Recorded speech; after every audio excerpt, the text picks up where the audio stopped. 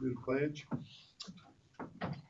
Pledge allegiance to the flag of the United States of America and to the republic for which it stands, one nation, under God, indivisible, with liberty and justice for all. Roll call. Mayor Brian Hayner. Present. Brandon Carrico. Danny Mudd. Oh, Dave Clark. Present. David Stray. Here. I was going. Mark McAtee. Here. Attorney Stephen Peterwall. Present. And Clerk Treasurer Sheriff David.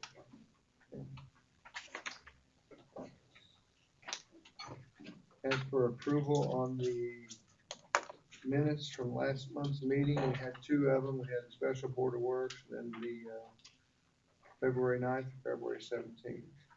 I'll make a motion for both of the board. I second.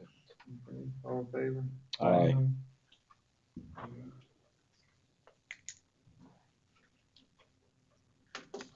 Okay. Under old business, the call came in last month and requested the pavilion for several different dates, and we asked them to fill out the application, so they have filled out the application. And that is what was approved on that. Just want to verify that, so if there's someone make a motion out of approves to do the application.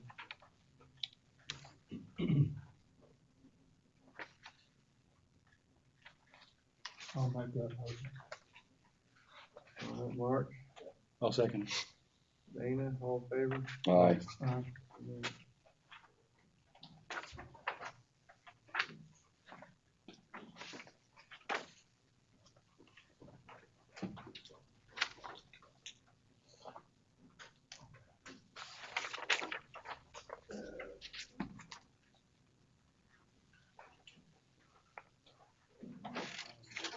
You have anything with Public Works Department? Nope, not this one. Okay. Ethan? Yeah, you all have the two-page cover letter and the quotes and stuff? Yes. All right. So basically, we're requesting to replace our squad 3 medical truck to an F-350. It's to be new 4-wheel drive, multi-purpose support and response vehicle. So we recently invested time and resources in renovating the fire prevention trailer, vital education tool for schools and community events. But we lack a reliable, dedicated vehicle with necessary towing capacity to transport it safely. We've just got half-ton pickups, and our 3/4 ton 550 or 1 ton 550 already weighs like 14,000 pounds. So basically, we don't have anything to haul it with unless we can get command or use our personal vehicle. It just doesn't look very professional when we go to places like that. And also, not only that, to replace Squad 3, it's a 2000 2-wheel drive F-150. We've had it for 15 plus years, and it's done us fine, but mechanically it's 24 years old. Maintenance costs are rising. It's 2-wheel drive, so it's restricted by Indiana weather, off-road terrain, snow, mud, rural medical calls, and it's often sidelined when it's could essentially be the most important vehicle that we have. So this F-350 would be kind of an all-in-one truck, where we can take it out to places that don't require a full-size engine. Also in the winter months when it's cold, don't plan to put any kind of water on it. So in the wintertime, there's not a lot of stuff that we can take off the station when it's below freezing and risk freezing up a pump or something. So it can make all calls, most importantly, first responder and medical calls, light rescue and traffic control. It will have scene lighting, traffic management on it, and we could put extrication tools on it temporarily in extreme weather.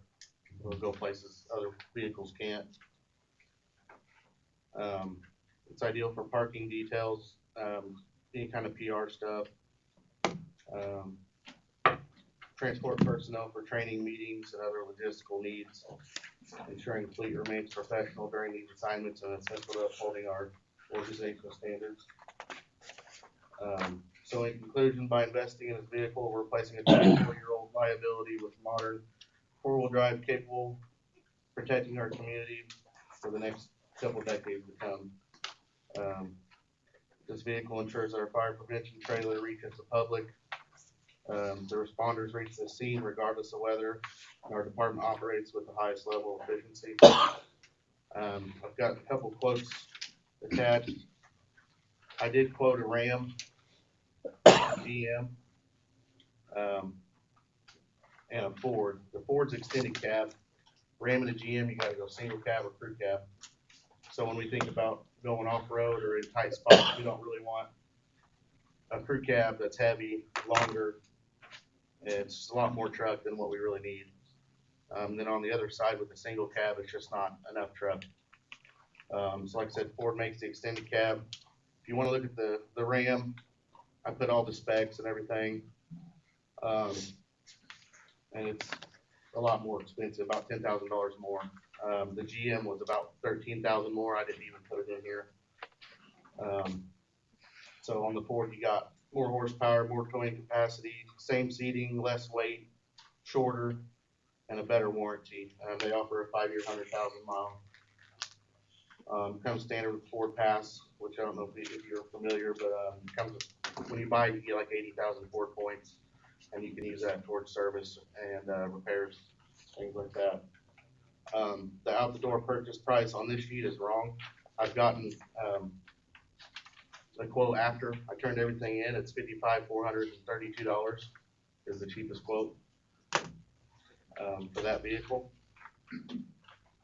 And then there's two quotes attached, one from S&S Automotive, it's formerly Steemans, for the lighting package in Loogootee.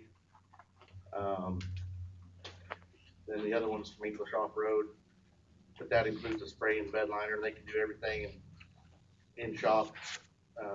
This truck doesn't have a spray and bed liner, doesn't come with one. And they're about the same price, so like I said, one place can do the bed liner, but the rest of the stuff and the other place can do everything. One's in Loogootee, one's in Greene County.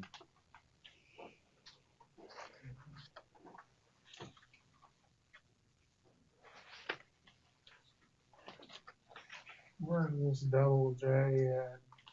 It's they operate out of the Steeman Automotive shop. This is an automotive disability about an air pocket. What about Jim Turney? That's the dealer of the vehicle. It's in Missouri. Moscow Mills, Missouri? Yeah. I wanted to make sure I hit the right one, so. The other two trucks I had quoted were, one was in Evansville and one was in Indy. They were about $55,500. And the truck that has the cheapest actually has more cameras and the tailgate stab. It's got some more features, so it's actually cheaper. So, But I just hate going to Missouri to buy a truck.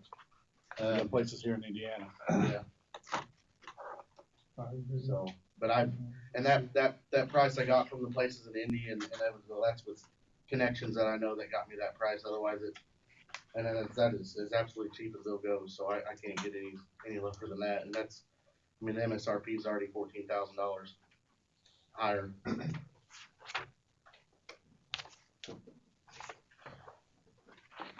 Or 64,000 MSRP. I don't know, I can't see going to Missouri, even if it's $1,000 cheaper. Okay. I don't know. Brian to go. So they did say we could fly into St. Louis and they would pick us up. They're an hour northwest of St. Louis. They'd pick us up or bring the truck there or whatever, and then we just drive back basically. So now you're talking cost of a flight, right? Not city cost. Fire Okay. department will pay that. I mean, still, I mean, I that's, understand. Also, he didn't know this, even when it comes to the package as far as the lighting and stuff like that, we have in our cume fire that we cover that cost. So we're just asking for the truck. Just remember, a few months ago, I asked for a truck that was $46,000. It ended up being $18,000 on top of that for the lighting and everything else that's fitting it, and we were gonna cover that as well. So now we went from 46 to $55,000 vehicle, so, so it's gonna keep going up and up and up. To me, I always thought the trustees were supposed to be trying to help out with the fire departments in the county. Well, that's part of what money goes into that Cume Fire is the contracts we do. I have reached out to trustees before, and I'm just gonna leave it right there at that. Okay. But we do have a contract, that we have money put back, so, we're trying to eat as much cost as we can and not pull as much as we have to from the city, because there's other things as well. Yeah. Ethan, this Double J and this English off-road, is this the same quote for what you want done? One's a little bit $900 higher. The one that's, from Double J, they just can't do the bed liner. Yeah. It's about $500. Well, I'd sooner keep it in town if we could, But like you said, we can cover that part, so. Mhm. We do use English for a lot of our vehicles Mhm. throughout, even the utility departments. So. Fire chief, how much total are we talking on all the vehicles? Sir, How much are we talking total for all the vehicles? all, total for all the vehicles, I'm sorry. What you were wanting vehicles to also? I mean, I talked to one of the council members and stuff like that about our command vehicle, and I said, hey, we'll put it on hold, it still runs. We need something to actually replace the one, we need a four-wheel drive and things like that. I mean, a command vehicle could come later, like replace the command two, it's hand-me-down and everything else, but I mean, there's a lot of things that we need and stuff that, obviously, things I like to have, obviously, but, we're looking into some stuff in fire trucks, I'm looking in the future, things like that. I mean, we'll just replace what we can. As far as the prices, what am I looking at? Prices for all the trucks, I really can't. So a half ton, if we buy a half ton today, it was about mid-40s, now you're probably low to mid-50,000 on a half ton F-150. Like I said, these keep going up, so. We talked about months ago about getting at least a 250 or greater, right? Yeah, and we did, and, he found one, he found one. For the weight and stuff, And I know when we talked about it, was 46,000 was a little less than that, and even if you added $5,000, even $7,000, it's still a little cheaper than what we have now, but going with a bigger truck. yeah. I mean, I don't have a problem with the truck and everything. I do have a problem with it being in Missouri. And I think that the trustees need to be able to step up a little bit. So we know that they're sitting on some pretty good money, and this is probably one of the things that they should be investing in. And at some point, the county is gonna start doing a lot more interagency with Crane, with everything that's going up at Crane and Westgate.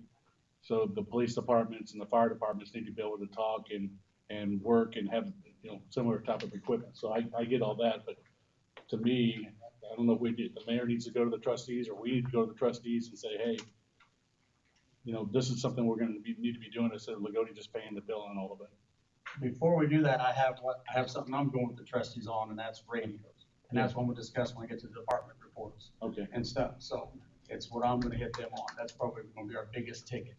So, I mean, I'm okay with the need. I think it's a need.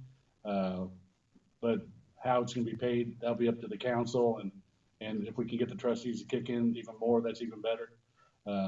And then that interagency with us and Crane is gonna be vital in the next years to come, so. So this one in Missouri's got that much more going for it, other than it's just $1,000 cheaper? You said it's got a lot of on It's stuff? got a few more, better features, they're all essentially the exact same truck. Okay, So it's got the 360 cameras in the bed, the pull down bed step, and, I think it comes with a snowplow mount kit and the upfitter switches and stuff. The other ones don't have any of that stuff.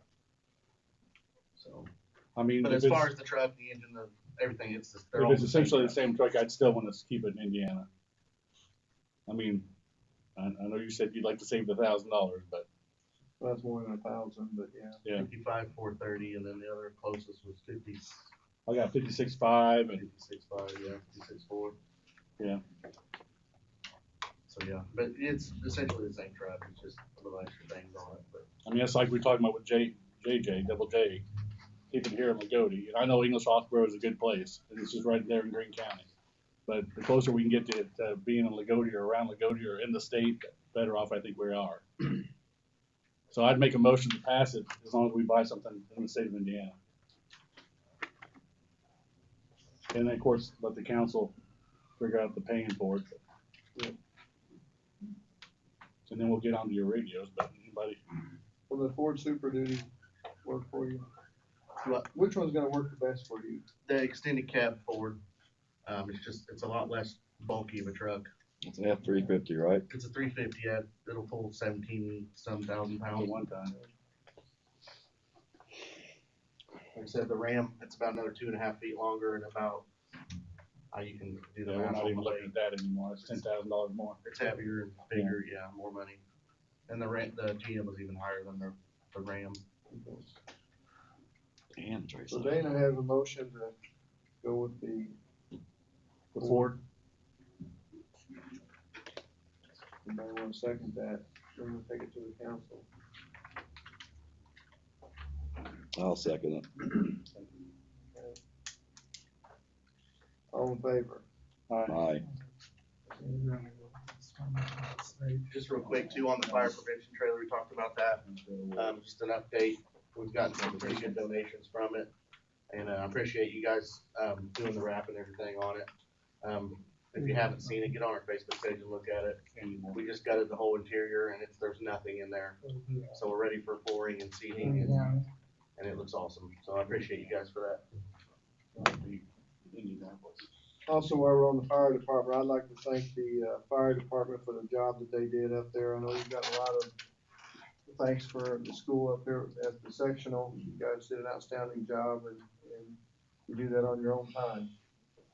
So, the schools really appreciate it, but, we appreciate what you guys have done this last weekend. I think you're probably gonna be back out there this weekend. Should be done. Okay. I don't think we're gonna We really appreciate that. Mayor, I'd like to add on to the police department as well. We've never had the police department out there in situations. And so I do want to thank them for that, for making the presence. It was well known. We do appreciate that. No, thank you, police department. Next item is, got a few things on parking. Gave everybody a picture. This is just to take a look at and think about, nothing in stone at this point. But we have the one-way in front of New Beginnings in Teeterboro and the apartments there. In the corner there, where Jason and Pam used to have that building, they're doing all the remodeling for a business to come in there, and we need more parking. So I've been looking at this and had Midwest Engineers draw something up here for us, so what we would look at. But one thing is to take North Line Street, north of Main Street, East Main Street for one block, up to Wood Street, where it comes into Wood Street, and make that a one-way. By doing that, and then right now all the parking in front of the New Beginnings Church and the apartments is at an angle. We can straighten up that parking there and possibly get one, maybe two more parking spaces. It's probably only gonna be one, but if we go over in front to the east side of North Line Street, in front of the barber shop and the residence and the new business coming in, probably get 10 to 12 spaces there. And then we still have the parking on the west side of North Line there, back by the playground. Depending on the angle that we can get it in, but just wanted to bring that forward to the board to take a look at this, throw your ideas out here at the next meeting, and go from there. Can I give you some ideas now? You can get some ideas now. So we talked about this in length, the mayor and I have, and Harvest is gonna be coming in there and they're taking the building over the lock millers down there. They're talking 20 or 30 spots they're gonna do.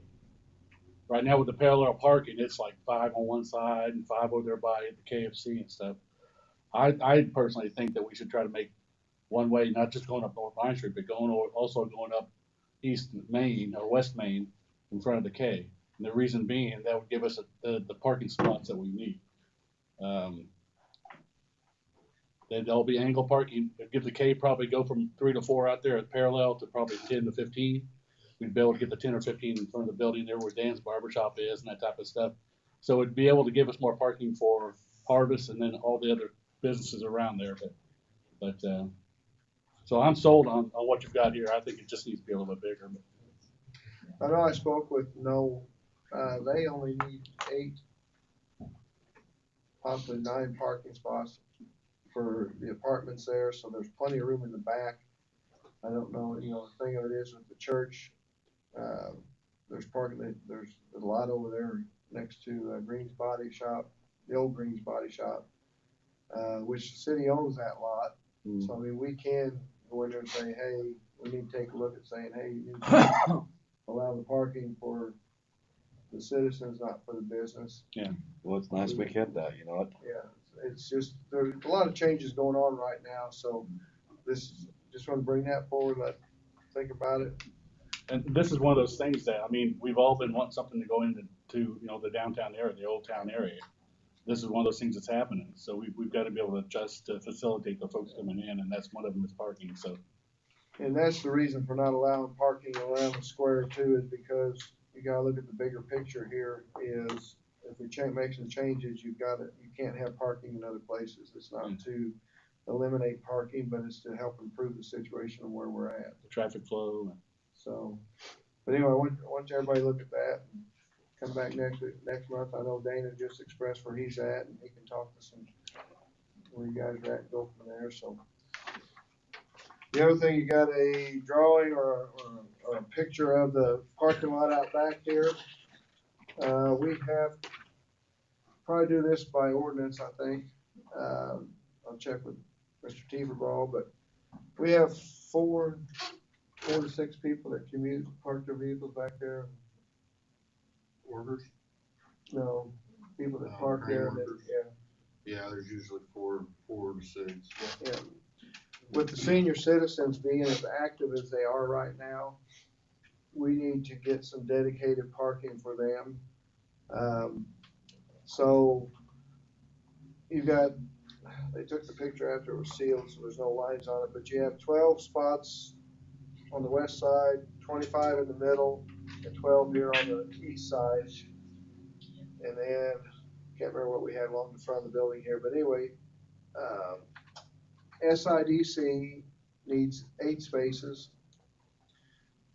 We need 28 or 29 spaces for the city. And there's plenty of room out here to do this, okay? So, but what I want to see us do is take and give the senior citizens more parking towards the middle, closer to the building. And we can mark everything when it gets a little bit warmer, but is that something we need to do in ordinance as far as dedicated parking and? It's probably a better idea to do it that way. Employee parking, SIDC. And then if there's also any sort of fee or fine for people who illegally park there, then. I'll let you work on that. We'll get together on that. And then, so just want to bring that to your attention. There's plenty of parking out there, even with the parking out here. So, but it's gonna be more organized. Yeah. This way. And we may want to look at getting something made that we can put on the side of the building out there that shows the parking on where it's at and where it's at. And like SIDC, you'd have that from 8 o'clock in the morning until 5 o'clock at night. We get some signage up that says that. Same thing for our parking for our employees and stuff. Senior citizens, I'm not for sure. They're different now. Jessica, They range anywhere from 10 to 3 for activities is good right now. So they said no earlier than 10 and then no later than 3 right now. Okay. And we may want to put something up on that, but at least we can take and get it and make it so they've got a place to go. We're gonna add another handicap spot out there for them. We may have to look at adding something else to another one too, so. Tell you what I'd like to see too, that old pole barn metal off those, I'd like to see original windows put back in there, you know. You've been waiting on me to do that, you know it? On the whole building, Well, you know where all that green metal's at, we should have never done that. It'd just look a lot nicer, you know.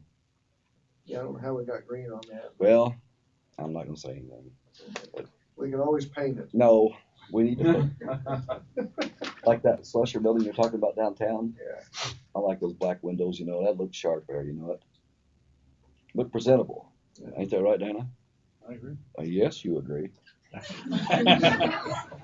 Takes money. Just So my takes money. biggest We thing can talk back to the to the parking. trustee, everybody's been saying that tonight. Back to the parking, is that northwest corner over there would be senior citizen parking, right? Yeah, And you want- handicap. Well, you Because got. right now the city utilizes it more than anybody else, right? No, the handicap would come off the edge of the building. Okay, so that northwest corner. No, east corner. So you're talking about the parallel on the side where the entryway is? You have another handicap right here. Next, close to where the one is right now. That's how you're facing on. That's So how back you're to this facing other on. entrance where SIDC and all those come Yeah, in? you've got a handicap here. Yeah. And we put one right here coming off the building. Okay. Isn't the main entrance on the road though? Everybody comes in from this side. Like, oh, they all I come think in they from this side? unlock it from the back side, come in. So what's the entrance on the roadway that they put over there?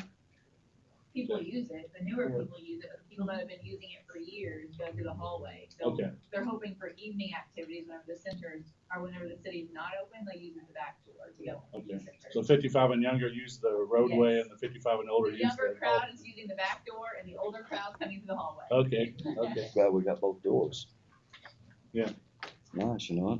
And we did get all the bathrooms redone, so that they are ADA now, they're unisex bathrooms, and then the other thing we gotta look at doing is, we're gonna try to get a grant on it, that one that helped us out originally. But both these outer doors, or the outer doors and inner doors, need to be brought up to ADA standards. Just tell you right now, you're looking at about $5,000 a set of doors, so you're around $10,000. Then the back area of the senior citizens needs to have the carpet put up. We've got 2 windows back there that need to be replaced because we're getting some failure inside on the blocks, getting moisture and stuff, so there's still work to be done, so we're gonna try to get a grant for that. And the other thing is, the outside of the building needs to be tucked. So, So why don't we look at taking all that green metal off, we're looking at grants, will they help us out? I don't know. Jessica, can the city apply for I'll the have to facade talk to grant? Jessica on this one. Well, no, it has to be zone commercial. Dang it. Sorry, guys. So, It's a historical building. But there Yeah. is a grant, a crowdfunding grant through Patronicity right now, so Patronicity this year is partnering with AARP. It'd be like the same grant we use for the Hindoxton Shelter House, so whatever you raise is matched. So if we wanna raise up to $50,000, it's a 1-for-1 match, so we could go for 25,000, community raise 25,000. We would have 50,000 plus AARP with their partnership, they're giving an additional 5,000. So just as a partnership and collaboration with Patronicity. That's getting ready to open in March and April, so Okay. and you can't, what's the largest donation? 50,000, No, what's the largest? 10,000, Yeah. not go over 10,000. So if the city wanted to throw money into it, you couldn't do any more than the 10,000. So you can Call raise it or it up. silly code. Yeah. That's what we'll do. Clark Farms. No. Okay. All right, so that brings everybody up to speed on that. Danny, you didn't back me up. Updates on the city park, we've been patiently waiting, we were getting ready to get all the exercise equipment put in and all the cold weather and snow hit, so, we will be getting the, exercise equipment in hopefully in the next month, if not sooner, we just have to see how it goes, right, Daniel? They've got it all tilled up and stuff ready to go, just the weather's not been cooperating. And got something new here is, pass this down. Got a bid to do some asphalt work, William Street and North Line Street. The corner house, they redid the road there last year. And then they, redone the drainage work and stuff. This takes you from the corner, that actual corner on the northeast side is still grass. And what's happening, we're getting the new asphalt already chipping and breaking off, so that will put new asphalt between the sidewalk and the current asphalt that we have. That way we're taking away the grass out, so I'd like to get a motion to move forward with that.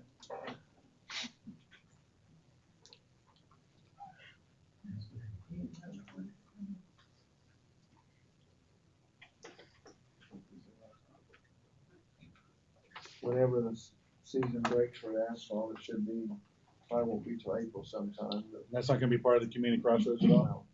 no. I'll make the motion. Okay. I'll second. It's pretty All in cheap. favor? Aye. Very cheap. Alright. That brings us to utility adjustments. There we go. My favorite.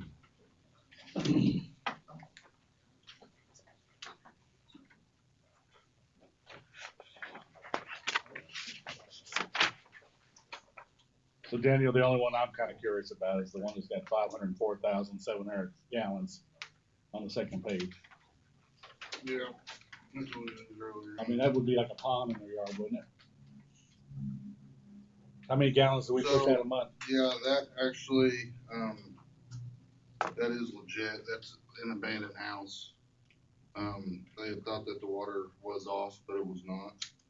And then they went there to check on everything, and it was actually, there's a storm sewer right there, so all the water was running straight into the storm sewer. So They're it paying was- for the gallons? What's that? They're paying for the water? Yeah, they'll pay for the water, just, it went into the storm sewer, so they'll just get the adjustment on the sanitary part of it. Cause how many gallons we push out a month? Like 1.5 million? Regular, yeah, it's about, well, we average 400,000 gallons a day, so it's, like, for February, we had 11.7 million gallons. That's 504,000 gallons. They're gonna pay for the water. It happens. And like I said, that's kinda, that house is tucked away, like, it's in an alleyway, and the only people that use that were the people that lived in that house, so it's not, it's there kinda behind Gary Burris's, tucked in that little alleyway there, so it's not something that gets drove by. It would have been an obvious thing unless the property owner was there, and it's been abandoned for quite a while. So. Is it a nuisance property? They just purchased it not super long ago, and I think she's planning on redoing it. Okay. I mean, it's a pretty large, I think there's a bi-level, so she can probably make it into 2 apartments. I don't know what their plan is with it, but they just recently acquired it.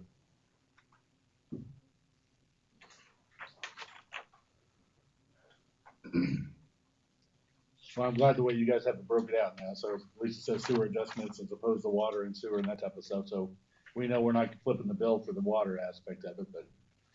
Yeah, I believe, I don't know if this was, I may be thinking last month, I think we only had, if we had any, it was only one, that would have been both. And that's because it was on our equipment, it broke. The meter? It was on the setter that the meter attaches to, yeah. Okay.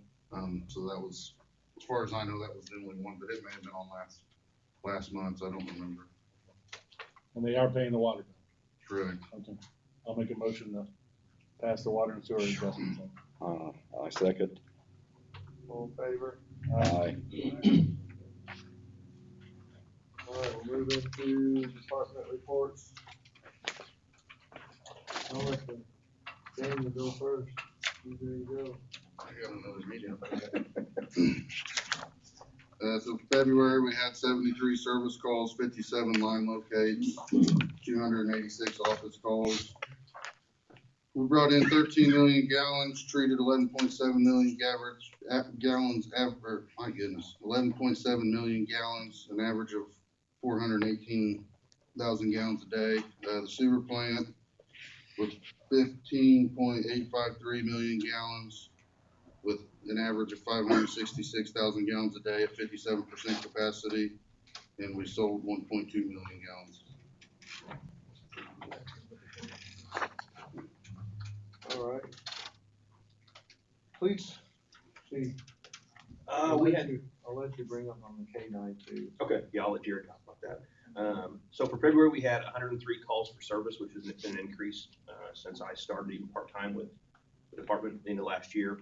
How big of an increase is that? That's on average like 30 more calls a month. So, but we're being more active in what we're doing in the case reports we're pulling. We pulled 16 case reports just in the month of February. Of those case reports, 4 tickets issued as well. We did have less stops this month than we did the previous, but we had 9 total arrests, 5 of which were felony arrests, 1 of which was actually part of the long-term investigation that carried over from January, from the end of January into February. So also Assistant Chief Stuckey actually had applied for a grant at the Community Foundation, and I'll let him talk to you a little about that. I think each one of you guys have a paper on our letterhead, specifically kind of talking about that. Yeah, so the letter that I gave you guys is more specifically about the funding, but just like to address the board on implementing a K-9 program for the police department.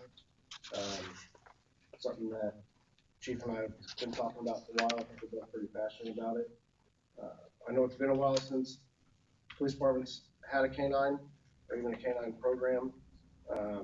Chief and I both feel pretty strongly it's pretty vital to the city and community as a whole.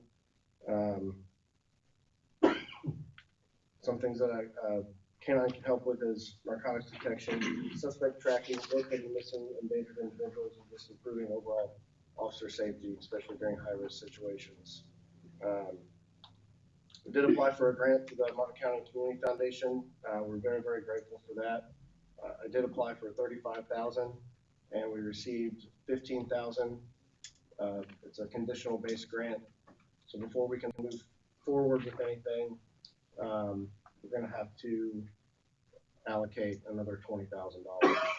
So just want to come to the board for approval for the program as a whole and to take the funding issue to the council.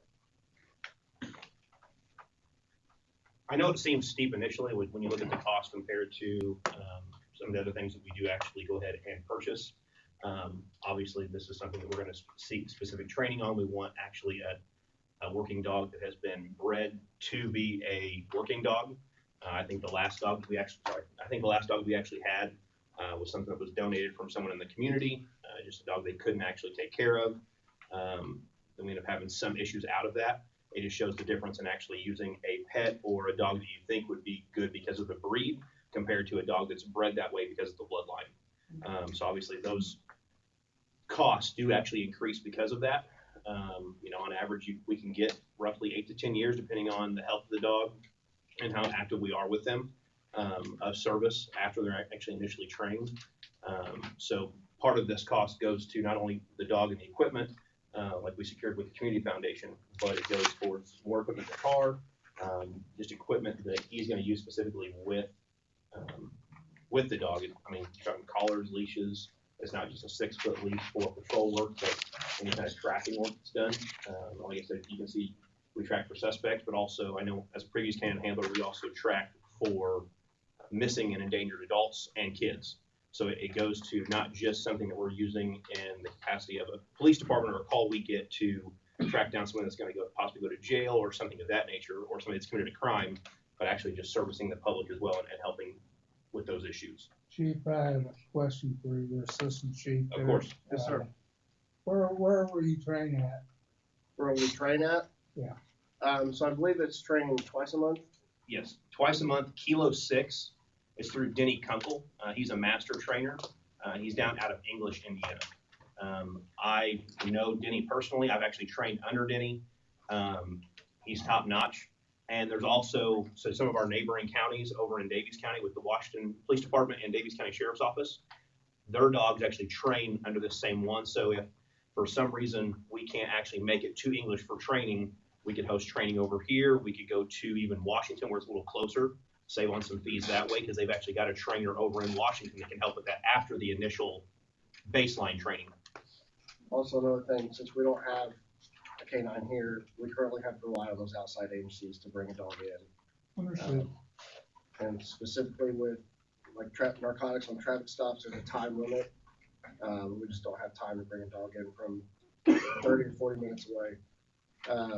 Again, with suspect tracking, Case can probably tell better on that, but the longer we wait for a dog to get here, the less chance we have of apprehending them, so. I mean, there's a certain set time for tracks that it's okay to allow a certain amount of time. But specifically, like we know there was an individual, came from a pursuit from Du Bois County and crashed out of his vehicle here just off the square. That individual did run, and that was something that we actually had to wait for a canine from Huntingburg. And I know that handler, he was moving to get there, but it still took. It was over an hour before he. Yeah. You got away. Yeah. He did. He got back to where he was going. A cell phone thing had to track him down. So if we had a dog working at that time or even close, it could be called out. Then that's something that we can help mitigate some of those issues and make the community safer. I guess I was kind of answering my own question by reading your document here, but I want to read it out a little bit so that everybody understands. Of course. That way they may have the same question I have, but he has on here, a trained canine can assist officers with narcotics detection, tracking suspects, locating missing or endangered individuals, and improving officer safety during high-risk situations. So to me, the officer safety is the number one, but in all the other ones, a lot of those things, I mean, especially when it's a missing person that we need to find, or the narcotics is a big thing for me too. So Yes, of course. I'd be all for it. Again, my question would be, would the trustees be able to pitch in on any of this stuff too? I keep on harping on that, but. I do have a letter typed up on a letterhead already, that Chief and I are personally gonna go around, donation letter. Just to be aware of that, so. Also, being for others, I know you were at the breakfast a couple months ago, but being for others, this totally fits one of their health pillars. Okay. With drug abuse and narcotics and all the things. And the fact that you have money from the community foundation makes your grant pretty competitive because you're already working for it and you have some money secured. Okay. So I would totally look into being for others, community, or the Health and Wellness Foundation. Okay. Grants are open now and it's getting ready to close soon.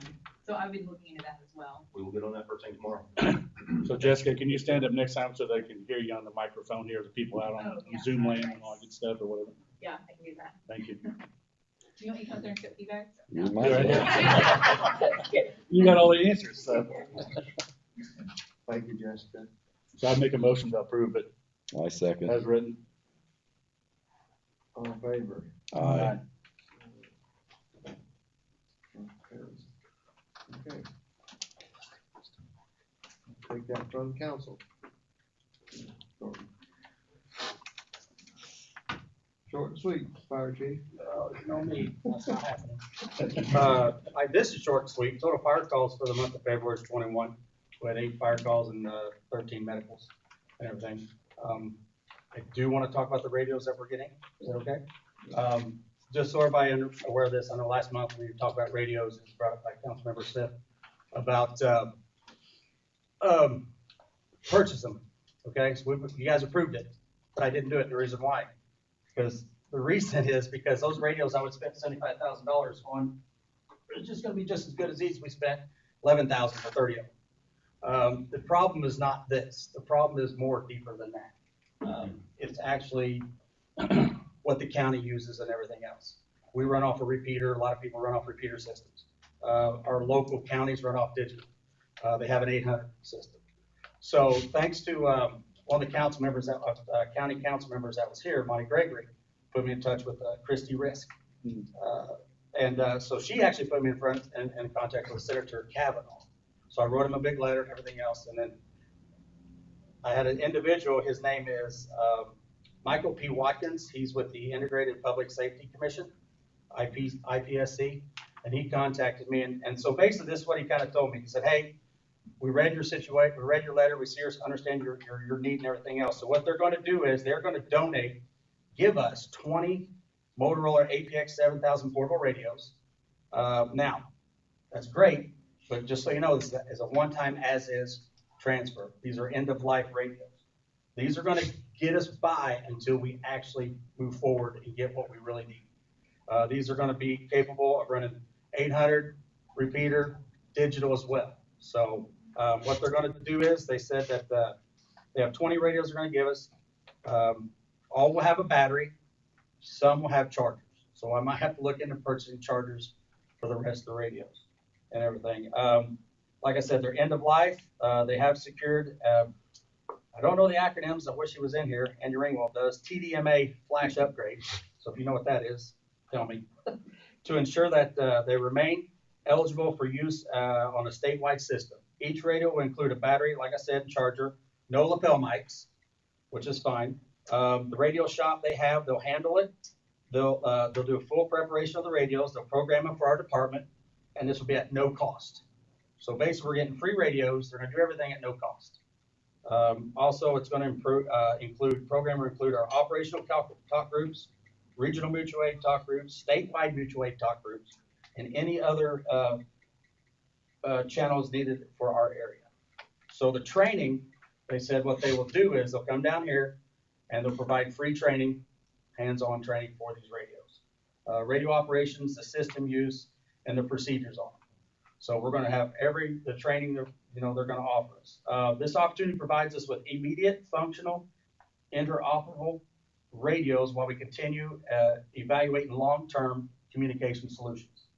I didn't feel right doing $75,000 to get these radios when it's not going to benefit us.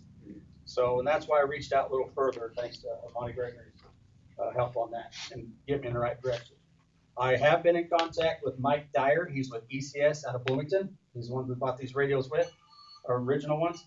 He's putting together basically some information for us to know the best way to go with our radio issues that we're having. He talked about looking into doing a dual band 800 digital so we can talk to everybody here in this county, and plus our surrounding counties and things like that. We got to look into mutual aid when it comes to storms, tornadoes, things like that, anywhere in the county.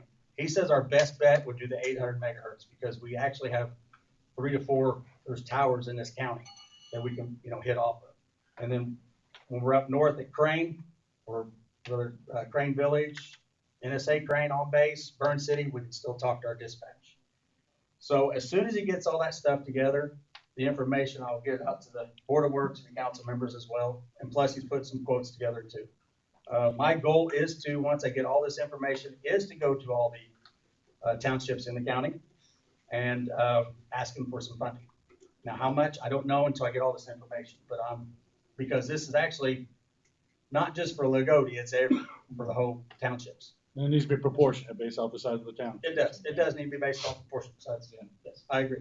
So I just want to kind of give everybody that update on that. If you have any questions or anything, just let me know. I'll answer them. As soon as I get the other information, I'll make sure I get for Lori so she can get it emailed out to you guys as quick as possible. Now, the reason I was talking about the interagency stuff was we were up at the Westgate briefing when they did the state of the base. Homie came out with the commander and stuff. It was put on by Crane Regional Defense Group. Chrissy was invited there, and so was Amy Kippenbrock. We talked about making sure we have interagency capability. A good friend of mine, it's a friend of yours too, is Corey Van Meter, who's the acting chief up there. So we've got that connection too, because we're hoping to be able to talk on all of our radios with all of our stuff. But if we can get some federal funding through them, that would even be better. So with Westgate exploding like it is, not literally, but you know what I'm saying. I'm thinking about the ammunition depot or the ammunition campus they're putting up there, but with it getting as big as it is, I know the Crane's talking about reinitiating that fire building right there by the main gate to help support Westgate. So, but that whole interagency is going to be critical for us, both our fire and our police. So we'll be pushing that way when it comes to the federal funding too. Yeah, no, yeah, and I agree. And we do need to talk to them. The problem is we can't have their frequencies. They can't have ours just because of that. But I work on base. I'll have my radio. So, and we have others that work there as well that have the radio. So we'll have the connection to help out, to talk to our dispatch and things like that. But, you know, right now we're getting by, but hopefully with these radios actually I know with these 20 we're getting, it's going to move us a step closer. Yeah. And like I said, they're end of life and, you know, they can go out anytime. So we may have 20 and in 2 months, maybe down to 3. Depends on how they. So I'm going to ask you one more question. Yes.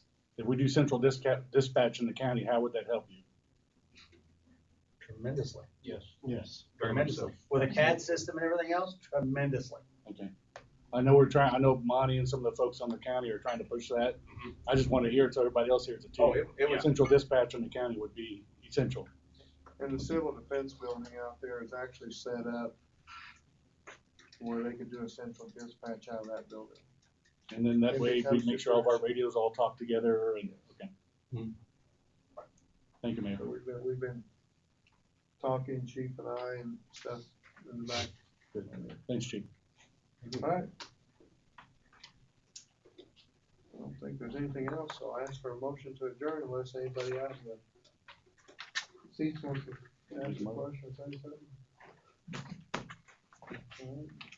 Get a motion to adjourn. We're gonna have copies of these again next week or next month, The parking. parking.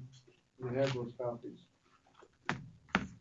Or it says you, wherever you have the envelopes back. He's just hoping that we have copies again next month. I make the motion to We're good. adjourn. Okay, got a motion from Danny to adjourn. I'll second. Motion second by Dana, all in favor? Aye.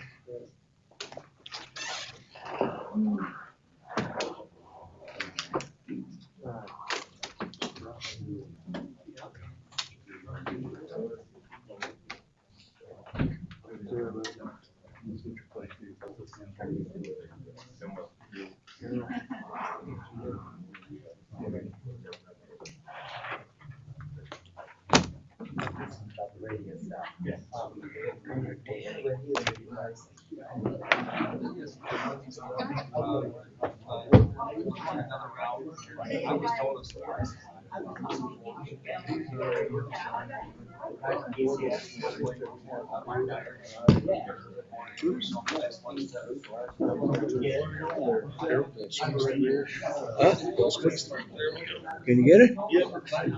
Hello, Buck. How you doing there, buddy? Good.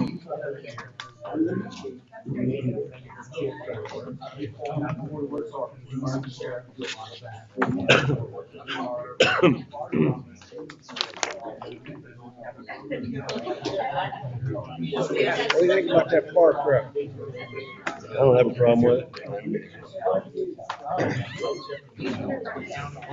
park truck?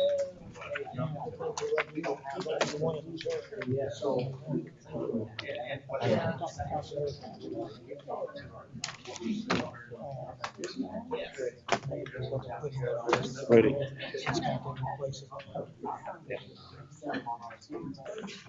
Okay, we'll go ahead and call to order the city council meeting. All stand for the pledge. Pledge allegiance to the flag of the United States of America, to the republic for which it stands, one nation, under God, indivisible, with liberty and justice for all. Roll call. Dave Smith, Here. Martin McAfee, Here. Aaron Hollis, Here. Present. Carol Reagan. Here. Mayor Brian Davis, Present. City Attorney Peter Pickleball, Present. and Clerk Treasurer Lori Fairfield.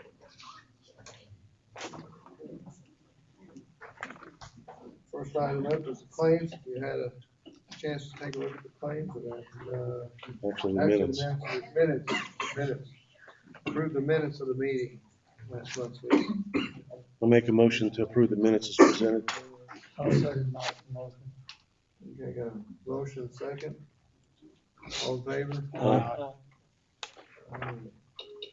Now the claims.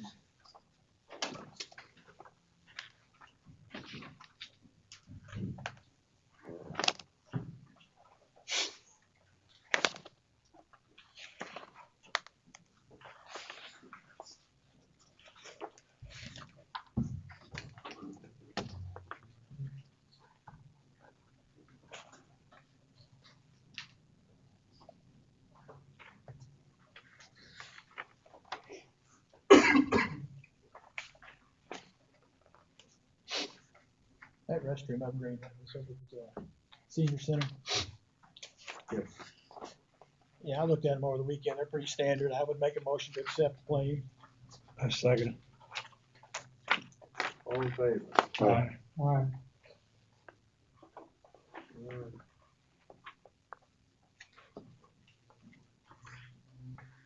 Sure, we probably had something in old business, but anyway, we'll just jump in the new.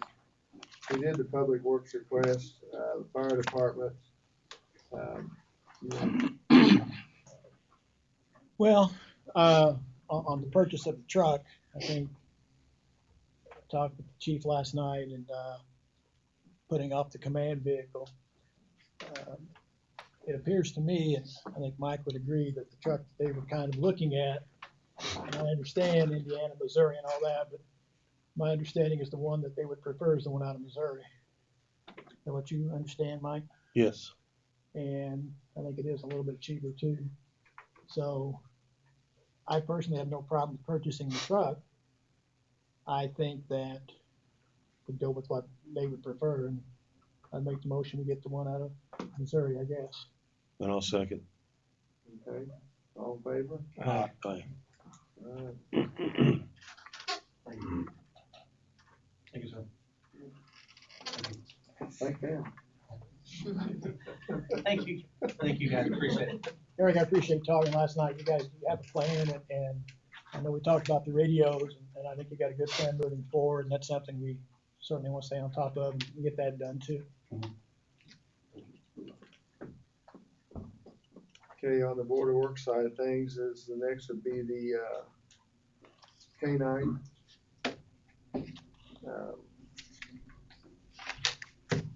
So Yeah, I think, Nate may have some ideas too, but, appreciate you guys being proactive in this. I think it's pretty common knowledge, you know, unfortunately, drugs are a problem in our community. Anything you guys can do to keep that crap away from kids and stuff like that and others is great. So we'll find the money to match what we need to do from my perspective. I don't know how these guys think, but that's my perspective. The K-9 unit was always beneficial to the city before, so it'll be beneficial again. And I echo what Dave said, so I think that's the way we should go with it. And I know you're going to exhaust other funding matching and what Jessica mentioned, so, but the city will be there to back it up, at least from my perspective. Appreciate you guys being proactive in that. So you made a motion, Mike second? We'll find, So the does fund. Mike, doesn't Okay, all in favor? Aye. Alright. Thank you very much. Next item is a pay application. Before we move on to that, talking about parking ideas downtown. Yeah. It's something I'd like for all of us to discuss one of these days. It's gonna be a big change down there. I think Mike has some thoughts on it too, I don't know, but, something we need to take a look at before we just rush into it. That's why I said we got time, it's just a matter of taking a look at it during things, so. Well, I'm not in favor of a one-way going east on East Main Street. That's a main thoroughfare in Loogootee, both ways. Blocking that off for a block or two, one way, to me, doesn't make sense, but that's just my opinion. I would agree with We that. kind of talked about that too, yeah. So, That's something we can discuss. so we got time to do it's not like it's gonna happen overnight, we've got some time to do Yeah. something on that, but at least bring it forward and so we can have some good discussion on it. Yeah. Okay. Anything else? Nope. Okay, pay application. Is this the last one, Trey, for Country Court 5? It's just a change. Retainage, okay.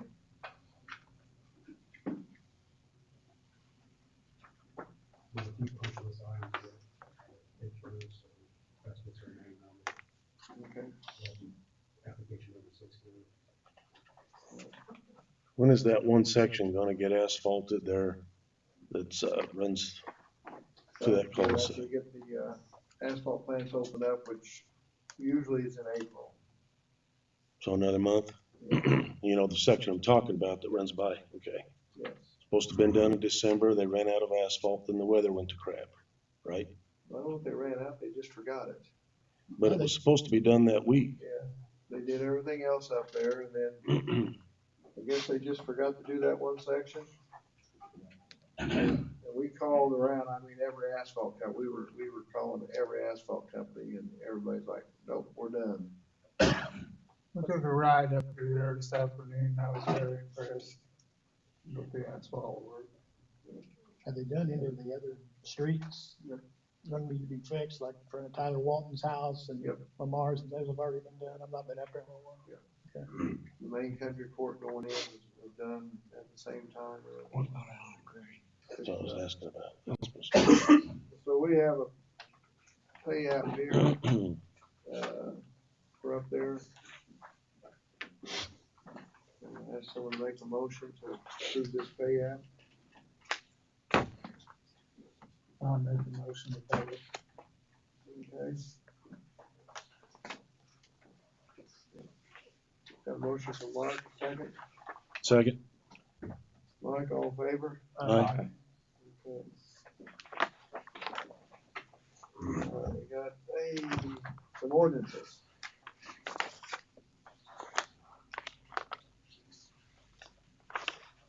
Resolution.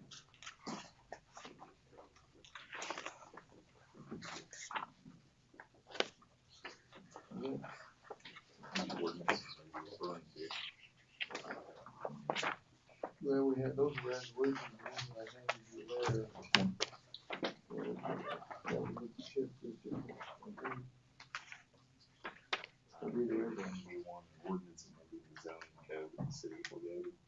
Okay, be those resolutions, and I'm sorry.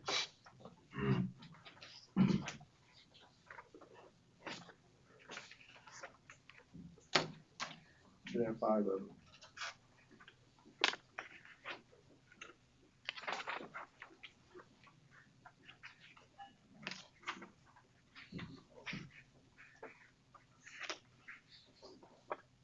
County, I'll make sure. I think there's 5 of them.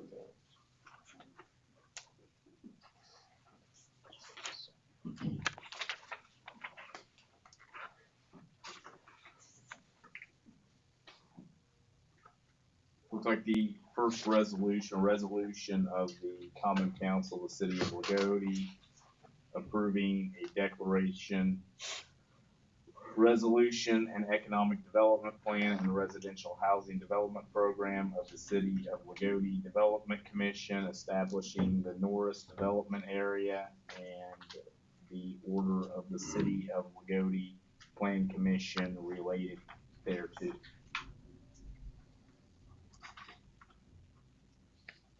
That would be the first resolution.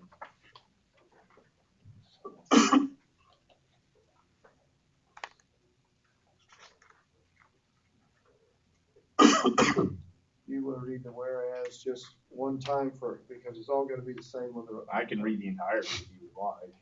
You know, just on the one, all you have to do.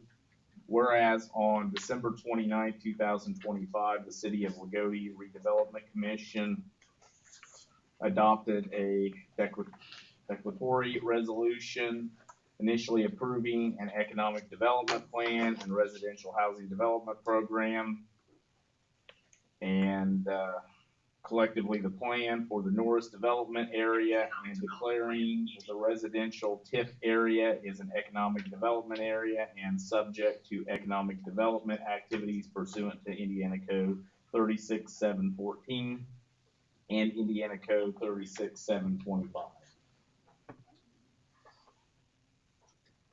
And whereas the commission submitted the declaratory resolution and plan to the City of Loogootee Plan Commission for its consideration. And whereas on January 28, 2026, the Plan Commission approved the plan and the declaratory resolution. And whereas the act requires approval of the declaratory resolution and the plan and the action of the Plan Commission by the Common Council of the City of Loogootee. You want me to finish it up? Okay. We just do one of them, then we don't have to worry about, everything else is the same on the other 4. All right, now therefore be it resolved by the Common Council of the City as follows: the declaratory resolution and the plan for the residential TIF area attached hereto as Exhibit A are all are in all respects approved, ratified, and confirmed by the Common Council. The Action Plan Commission approving the plan and the declaratory resolution is in all respects approved, ratified, and confirmed by the Common Council. The determination of the commission that the residential TIF area is an economic development area pursuant to the act is in all respects approved, ratified, and confirmed by the Common Council. Clerk Treasurer of the city is hereby directed to file a copy of the declaratory resolution, the plan, and the approving order of the Plan Commission with the permanent minutes of this meeting. The resolution shall be effective from and after its passage and execution by the mayor. This is the final step on getting the TIF Right. districts up. So basically you have the Norris, the Broadway, Garrett, North Garrett, Country Court 5, the Clearwater Development, and then the Shading Estates, LLC. So I'd like to get a motion to pass all 5 of these. Do that together, I believe. I make the motion. Okay. A motion by Dave, Second. second by Carol, all in favor? Aye.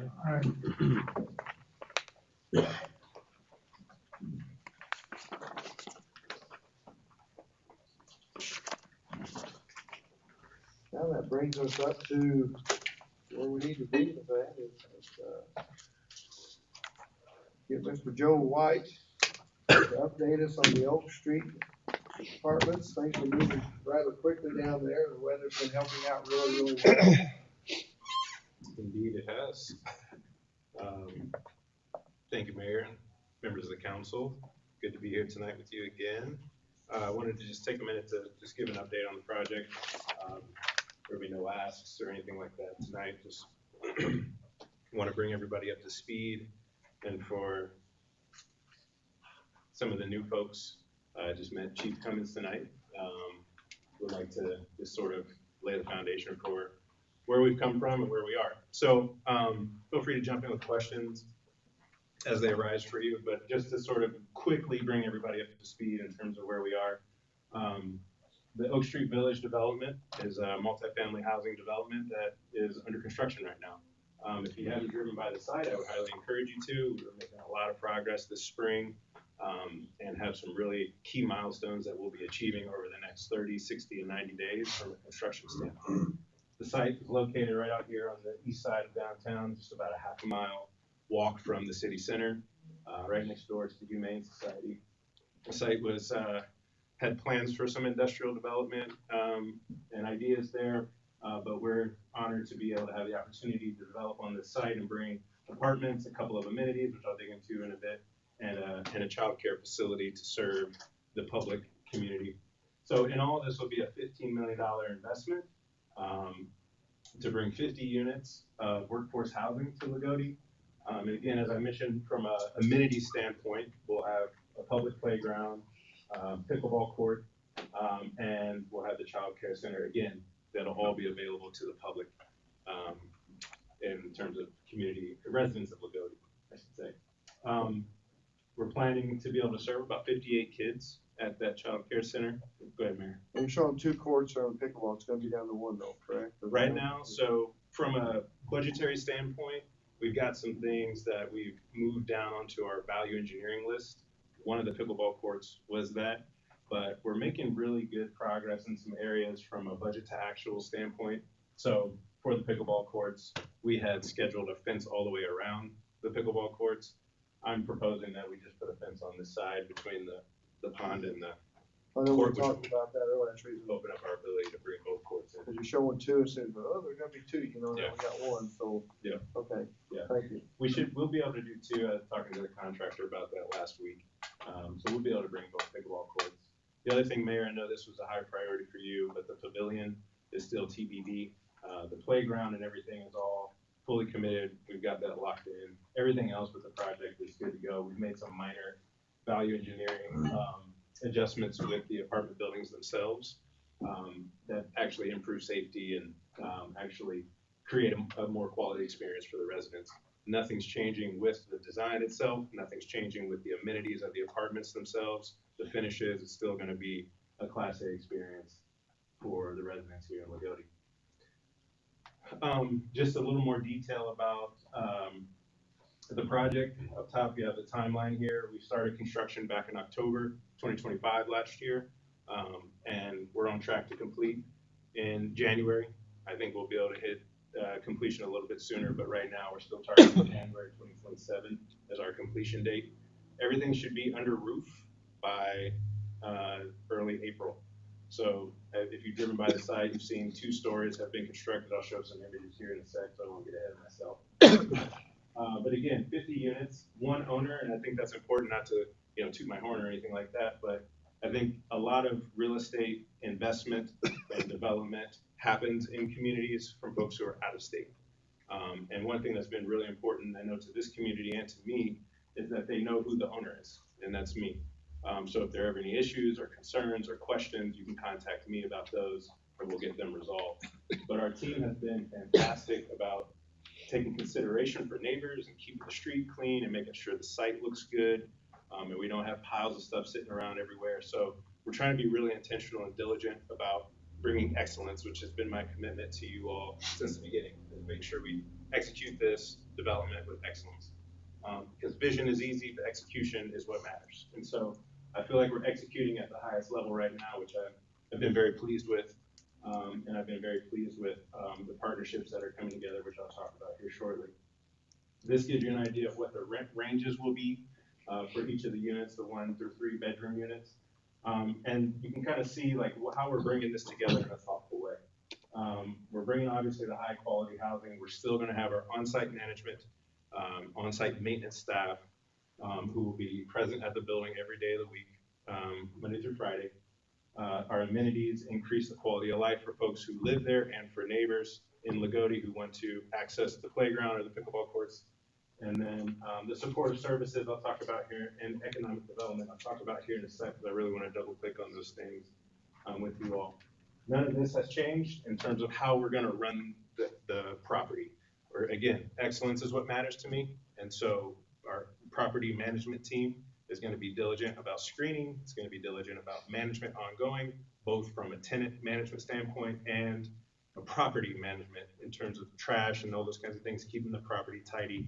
It's something that we can all feel really proud of. Some quick images of our groundbreaking. I'm not going to spend a lot of time on this for the sake of time. I'll keep things moving. These are what we call renderings of the site. Our plans still are following this to the T.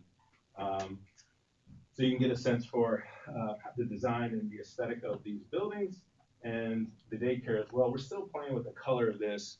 Originally it was the same color, this blue color, but I think we're playing with it. It's white right now. It doesn't look super white in that picture, and it doesn't look super clean. It's just how the picture's coming through in this slide deck. But it'll be very clean. It'll be very nice once we start construction on that and get that built. This is an image of what the site looked like before we got started. Thank you, Jason Green, for the drone shots. He's still here. I don't know how he's gone. Oh, he took off. And this is a zoomed in image of the sort of apartment component of this. And just wanted to give you a little bit of a how it started, how it's going look. So you can see the framing has started on building B. Right now they are on the 2nd floor. They put the trusses in for the 3rd floor, and they've started to nail down the OSB, which would be the flooring that they'll put, allow us to get started on the 3rd floor as soon as this week for building B. Building A, this is from February 28th, this drone shot. They've obviously started framing. If you've been by there, they started framing building A. And so I've been really pleased with the progress that we're making so far. Wagler is the group that's framing this building. They're out of Washington, I believe, Indiana, one of the larger framing companies in the country. And they've been great to work with. They've mobilized 2 different crews out there to make sure we stay on schedule. So we're slightly ahead of schedule. We're going to continue to manage that margin and that buffer very intentionally, but really pleased with our progress so far. and how things are coming together. This just, again, gives you, for those of you who may be new to the site and maybe haven't been out there yet, this just gives you a little bit of an idea, actually. Let's see here. Yeah, so the daycare will sit up here.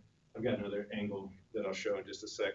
But I wanted to put this photo in as well. We put in, so from October to about January-ish, the majority of our work was all sort of site work, clearing the site, getting everything ready, getting the pads up to where they need to be, and then putting utilities in the ground. So we put an all new stormwater system. It's not fully installed, but we've started to install that system around the pond to capture that water. I know we heard from Mr. President Smith that the water flowing down to the Humane Society was a big issue and a big challenge. So we've captured that, and it's flowing nicely into the underground system. And I wanted to thank Daniel, but he took off, and the mayor and the council for that extension that you guys created on down to the creek. Everything, I was out there last week when we had the torrential rain. Everything is working as planned, and so thank you for that. I might encourage you to put some riprap down there so that creek doesn't get, blown out. Yeah, we gotta do a little bit of work still there. Yeah, but everything's looking really good and functioning really well. So just wanted to give you all a sense of that. The other utility work that we've done that I'll show in the, I'll show you the time-lapse video. Sanitary lines are in. Mayor, we talked about, we extended the sanitary line from the Humane Society all the way up to the west end of the property. That work's been completed, so we're making improvements that will benefit the city too in the future if you ever need to connect to that west end. So this is not it. Let's try to reconnect here.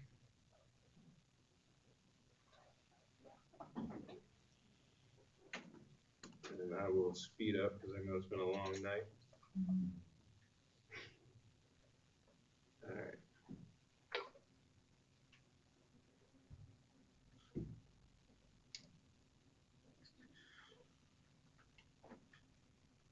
All right, well, maybe if I count down here, 3, 2, 1.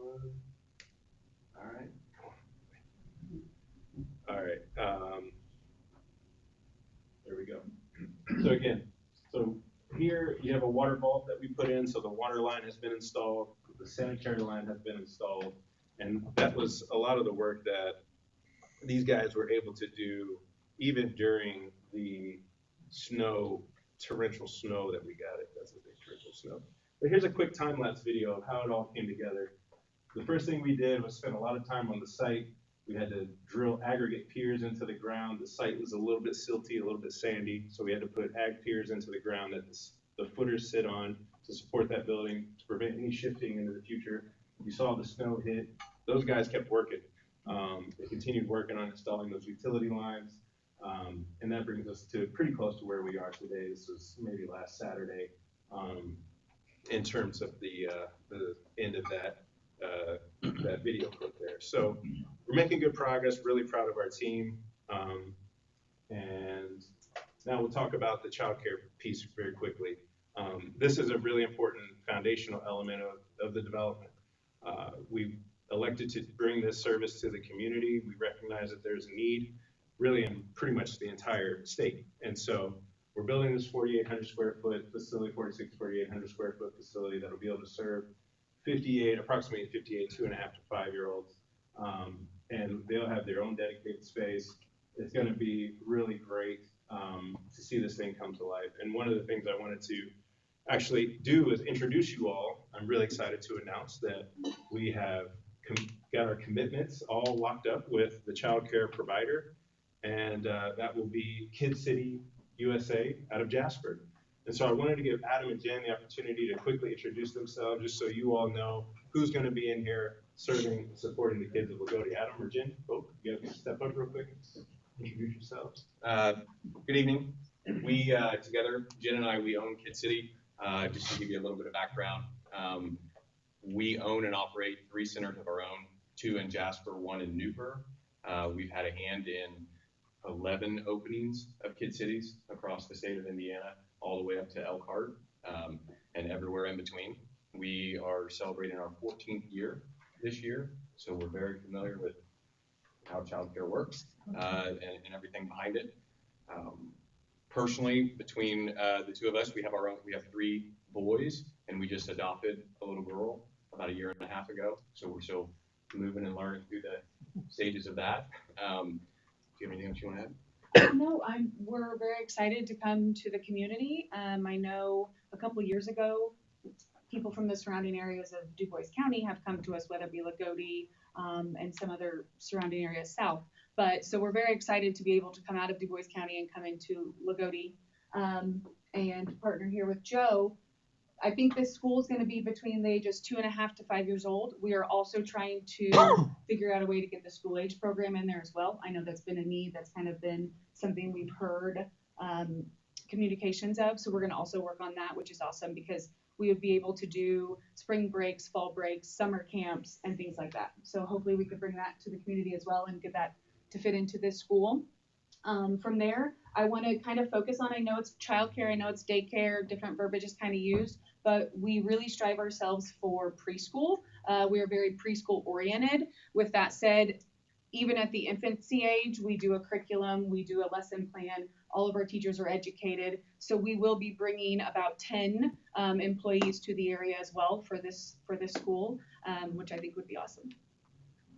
And just to kind of hit the ground running, we have our second interview lined up with residents here in Loogootee already, and we have a plan to bring them to Jasper way ahead of time, months and months ahead of time before this facility opens, to get them already familiar with how it works. Our director that will be running the school is actually here from Loogootee and has worked for us for about 6 years. About 6 years, so she is extremely familiar with the facility. She's worked her way up from a regular teacher into an assistant director, and then will come here as a director, one we trust very, very much, which we know the importance and safety and trust and everything is obviously, key. Again, outside of her, we do have 2 more that will begin to train. That way, when we do come into the community and we do open the door, it's seamless. Boots on the ground, already working, people familiar with the processes, familiar with how Kid City works, and what we need to do to be successful here in town. Sounds great. Thank you. Appreciate it. Awesome. I'll tell you what, getting Adam and Jen and Kid City here was like drafting Fernando Mendoza. This is a first round draft pick right here. Super happy to have you guys with us. This is the foundation of the vision that I've had for this development since the beginning. We're not just gonna bring quality, safe, affordable housing. We're gonna bring resources, support resources and support that will help people move along a path toward ultimately home ownership. It's just something I care deeply about, something I think is transformational for individuals and families and for community, where people are able to really take pride in their asset and have that ownership. And so we're gonna be partnering, I'm still working to put all these pieces together with a lot of groups and banks and entities, nonprofits around here to bring in different pieces, financial literacy, job certification training, soft skills training, etc. Adam talked a little bit about some of the economic impact by the number of jobs that they'll be bringing to this site. I'm gonna quickly touch on some of these things from a job creation standpoint. From a construction standpoint, we will generate about 300 jobs from across all the different trades. A lot of these groups are local, regional, and from Southern Indiana. We have large contracts with United Excavating. They're from, I think, Montgomery, yes. United Excavating, that's a really large contract that we've had. Oxbow Electrical, they're from a little further south in Evansville. All Seasons, and we've seen a bunch of trucks from Shoals that have been on and off the site. So we're really trying to be intentional, our contractors being really intentional about making sure we hire local to the best of our ability. This is a big project, 60,000 square feet of residential housing. So, we gotta make sure we can tap trades that can deliver and execute for us and have the capacity. But we've been very intentional about that, and we'll continue to be intentional, especially as we start construction next week on the child care facility itself. In terms of permanent jobs created, we'll have the on-site property manager, as I mentioned, and our maintenance person as well. Both of those will be, I think, pretty well-paying jobs down here, and they'll have benefits and everything. So really excited to activate that. And then as Adam and Jen mentioned, they'll have about 10 people working there on the site. So you're talking about, 12 to 15 jobs created right there just from this development, which I'm really pleased by, along with all of the economic investment with trades and subs and consultants and folks who are working there on the daily. We have at any point in time on our busiest day, we'll have about 60 guys and gals on the site working, whether they're trades, foremen, consultants, geotech people, surveyors, all of that.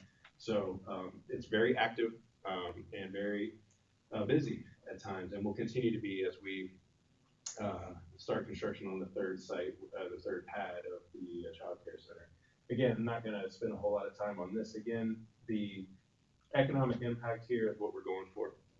We want to see people's lives change, not just by having a safe house, quality home, but by participating in a program that can help them move along the continuum. I'm wrapping up here. Construction completion, we're targeting January 2027, as I mentioned. I would highly encourage anyone who knows anyone, friends, family, etc., to direct folks to the liveoakstreetvillage.com website. We are collecting inquiries now for folks who are interested in a unit. And in fact, we've had 48 inquiries of individuals who are interested in a unit and living at Oak Street Village. So out of the 50 units, we've already had 48 people who have signaled interest and have filled out the inquiry form and told us they want, 1 bedroom, 2 bedroom, 3 bedroom, etc. And as you can see, 88% of those folks are from Martin or Davies County, and then the rest are from Du Bois, Lawrence, Gibson, and Jackson. So very regional, very local here to Loogootee, which is what we're going for. And so again, I would highly encourage everyone, if you know people in Loogootee, if you have a friend or have a family member who needs a place or is interested in these units, just have them go to the website and make sure that they submit their information so that we can communicate with those folks as soon as pre-leasing starts, which will probably be sometime in September-ish. I incorporated a couple of quotes from, in the inquiry form, you can leave a comment, and there have just been, this is not cherry picking, they're all positive comments from folks who are like, so excited this is coming to Loogootee, can't wait until these units are available.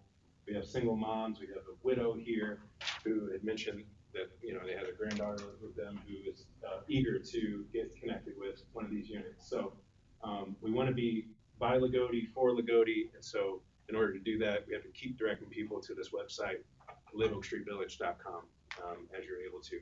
Last slide, I just want to thank our partners, starting with the City Council. This has been a long journey, and we're not done yet. I told someone the other day, it's kind of like winning the Big Ten championship, like getting all this construction started, but we're going for the national championship, which is a fully completed, executed with excellence development that is a welcoming place for the residents of Loogootee and Martin County.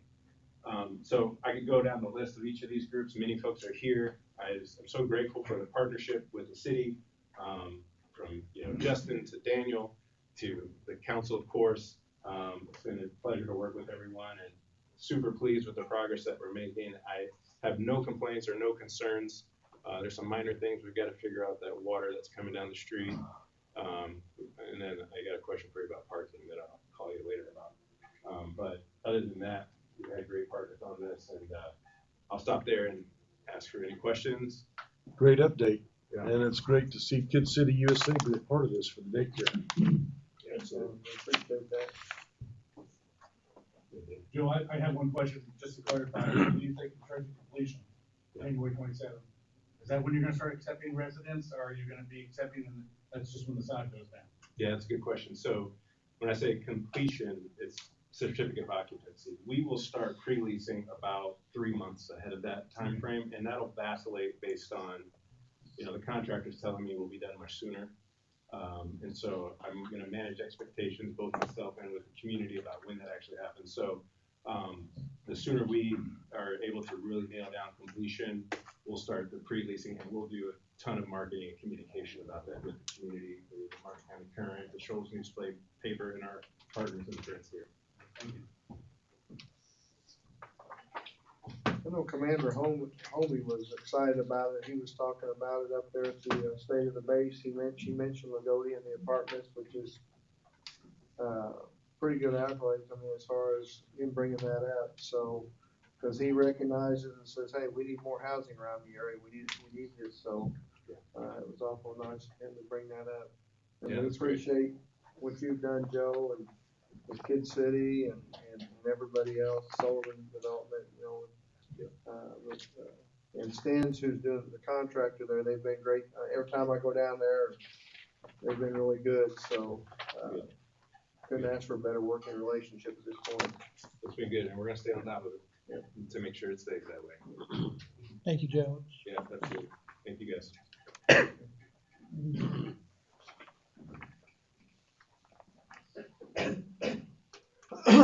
Okay. Brian, I think Justin back there might have something too.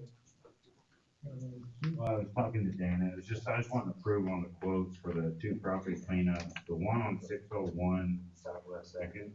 I'd still like to have the approval of the quote, but we're not gonna be able to do anything until I have a meeting with, Steve McGee. But I still wanna get quotes approved. Obviously, we're gonna go with the lowest quote, but there's two properties that we should have. Yeah, I saw it today. I will be able to see something I want to discuss, plan of action on the one property.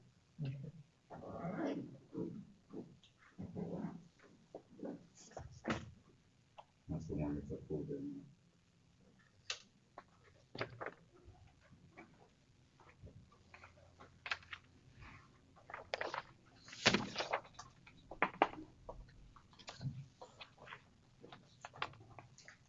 You can sign off on that now, based on. Yeah, I mean, I spoke with Dave. Obviously, going with the lower bid. The key, Mayor, is that we get it accomplished before it goes before the tax sale in June. So it's included as part of that process, so we get paid back at the tax sale as opposed to whoever buys it end up having to pay the cost up front to get it cleared out, so. We'll make a motion on this. So you need us to approve bids on the, Normally, the board works just up on it, but you guys could, I got. yeah, well, we're gonna Let say it out that before it because works. we're the ones that gotta pay it, so. Yeah, I'd make the motion and accept the low bid. Second. Thank you. All in favor? Last item, transfer request from the clerk treasurer. All right, as you all are aware, we had an audit, speed round audit last August for the bond. One of the items that they found was that we had some funds that were in the negative, and we needed to correct those. I asked them whether if they were here, how we go about doing this, because I'm new. Said the best course of action was to investigate them, find out if we can find out a single incident as to why they went negative, and we can correct that. We have done that on some of them. The ones that are remaining are ones that were more than a single incident. On 3 of the 4, they were funds that were old funds. They switched to a new fund that the prior administration kept paying out the old fund number instead of the new fund number. So it was just a number, they didn't put the right number in, and they kept going negative. On the other one, there were some, on the walking grant one, there were things that should have been probably spent out of general and or edit that just continue to come out of the donation fund number. They said if it's something like that where it's not just one instance that I can change, then I need to get approval from the council to take it out of general, put it into these funds to make them, to zero them out. Also, while we were investigating these funds, we found out that some of the money that the fire protection plan money and contract money that we get from the trustees that we've mentioned all night, and that money that we get, and also the timber money that we get, that's from the timber from Crane that we get from the county, that money have been going into general. And we would like to remove that money and put it into Cume Fire because it's for the fire department. And that way it ensures that that amount of money It's there for the fire department, which is what it's intended for. So that's all this is. It's just asking to move those dabs of money around so that I can make my negative funds no longer negative, make the state board of accounts happy, and I can get that fire department money into the fire department where it obviously went. And we'll do that. And on that, that's, you're requesting any money comes in from this. Yes, from in that, the future, we're going to, it goes into Q it's five. gonna go into cume fire, so that way it's fire department money, it's dedicated to fire. So I assume all this has been corrected now, and there's no more negative. It won't be until you tell me I can, Okay, but then it will be. and then it will be negative. I'll make the motion that, we approve this resolution to give Lori the authority to, transfer these funds to eliminate negative fund balances. I'll second it. Second by Mark, all in favor? Aye. Thank you. Anything else? No, that's a motion to adjourn. I'll make that motion. I'll second. Second, all in favor? Aye. So, when's Alan going to get his feet back? First on the list. He always asks me about it. Well, yeah.